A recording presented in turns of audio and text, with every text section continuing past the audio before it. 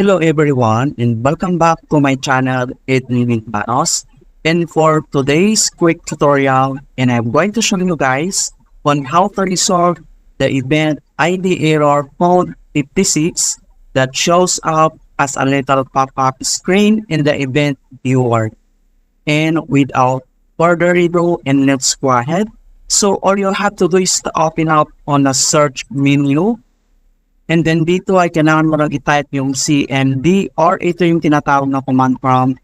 So kailangan mo lang mag-right click and then select mo lang dito yung run as administrator.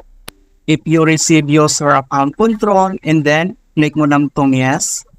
And then dito sa administrator command prompt ay kailangan lang natin i-enter and i-paste itong command keyword na DISM /online /cleanup-image /RestoreHealth. So copy lang natin yan and then i-paste natin dito. Kung paano, dito lang sa taas, kailangan mo lang mag-right click and then select mo lang dito yung edit. And then next ay kailangan mo lang select dito yung paste or pwede mong gamitin yung keyboard shortcut na Ctrl+B and then click mo lang yan and then press mo yung enter. And then makikita mo na dito yung deployment image servicing and management tool.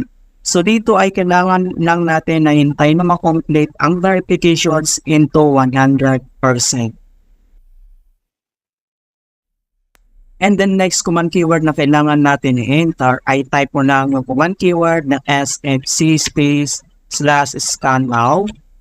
So in all small letter lahat and then yung /scannow ay one word po yan.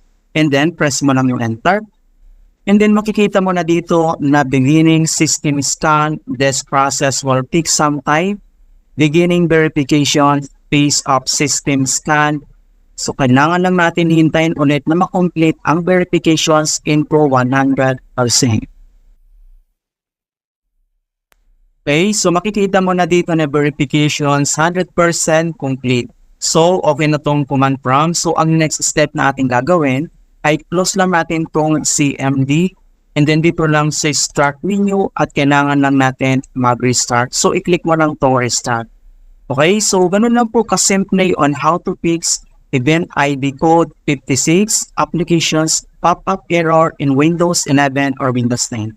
And please don't forget to like this video and subscribe to my channel for more quality content.